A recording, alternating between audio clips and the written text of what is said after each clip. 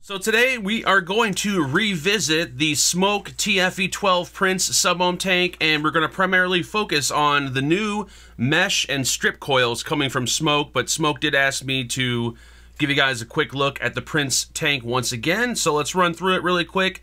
Inside the box, you're going to get the smok TFV12 Prince sub-ohm tank that will include one drip tip. You're going to get 3 coil heads, a bubble glass tank, a standard glass tank, extra O-rings, top fill grommet, and a user manual. Now, the Prince sub-ohm tank is one of the largest tanks that smok offers. It's available, I believe, in 8 or 10 different color options currently at the moment. It does measure 25 millimeters in diameter at the base, 28 millimeters at the tank section if you're using the bubble tank. At the top, they will include a wide bore Cobra style drip tip. It's not a standard 810 drip tip, and you cannot use 810 or 510 drip tips. You can only use these Cobra style drip tips.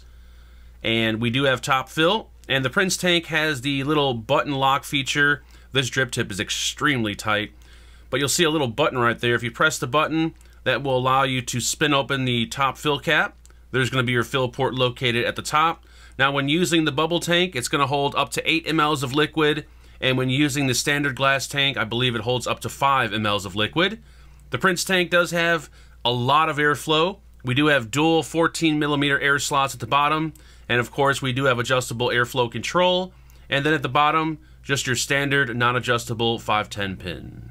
Now, inside the kit, you will still get the same coils like you did before. They will not include any of the new mesh coils inside the kit. You'll have to purchase those separately, but in the future, I have a feeling smok will be releasing a Prince mesh sub-ohm tank. So inside the kit, you're going to get a 0.4 ohm coil rated 40 to 100 watts.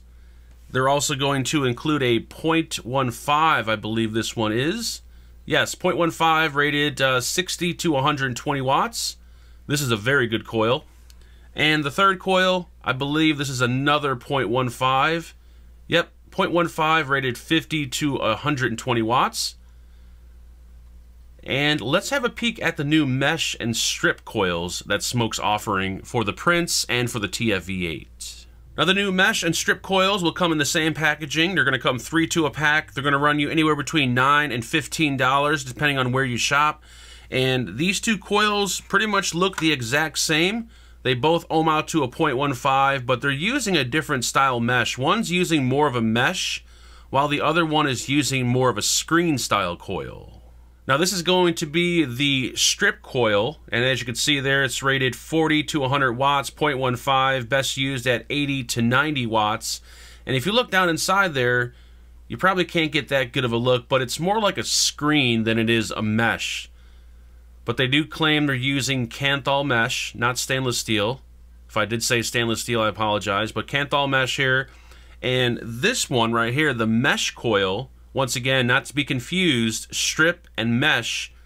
This one also is a 0.15, and this one's going to be rated 40 to 80 watts, best used at 60 to 70. And if you look down inside there, this one looks more like a mesh.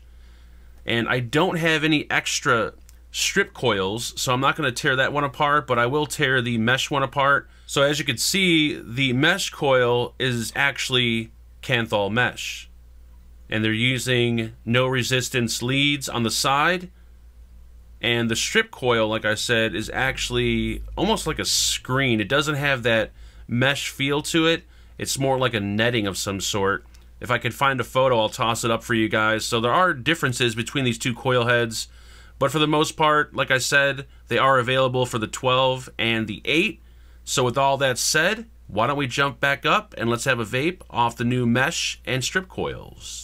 Alright, so I'm running the... Which one am I running in here? I'm running the strip coil. The mesh and the strip are two different coils. The strip coil is rated up to 100 watts. I think they said anywhere between... What was the highest? 80 or 90 watts?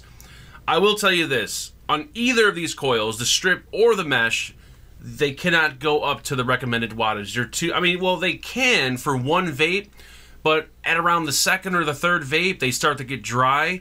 When I crank this up to 90 or 100 watts, which I don't recommend anyone ever, you know, trying to hit the highest wattage possible, but at 100 watts, I couldn't even get one vape off here. I got a really nasty dry hit. So these mesh coils for the Prince are going to be more for a lower to mid wattage vapor.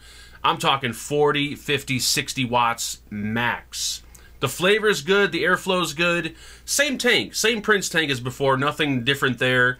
But the coil heads do have good flavor, but don't exceed 60 watts. Don't go past it because it will start to dry out on you. Now, the TFV8 coils, on the other hand, for some reason, those seem to perform, the mesh coils seem to perform a little bit better than the Prince coils. I know they're smaller coils. Maybe that has something to do with it. Less cotton. I don't know. But it seems like, you know, you would think big tank, you know, big wattage, but not really the case here. You can only use it up to 60 watts and that's it. So at the moment, I have it currently at 60 watts, and we're going to have a quick vape. And we'll go over some prices really quick. I got some prices written down. Actually, you know what? Let's do that right now. So the tank itself will run you anywhere between like $19 and $25. Links for everything. The tank, the coils, the RBA section, all in the description. Of course, there is an RBA section for the Prince tank. I've priced that at around $10. Got links down there.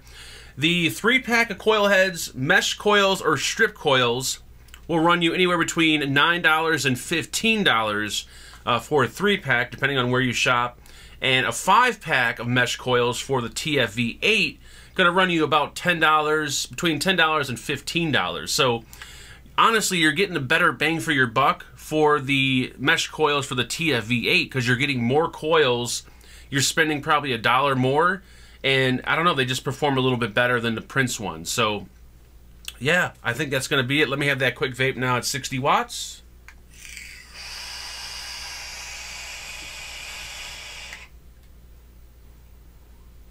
Beautiful. And keep in mind, I am running a high VG liquid, like an 80-20. Running a thinner liquid might feed the coil a little bit faster, which will result in no dry hits. So, you know. But anyways, that's pretty much it, guys, for the mesh. I mean, Smok asked me just to show you guys the mesh coils. That's what I did. We're not going to talk about the Prince. So that's it. Links for everything posted in the description. If you have any comments or questions, you know exactly what to do. Please hit the subscribe button. I'll talk to everyone very, very soon. Make sure you guys build safe. And as always, vape on.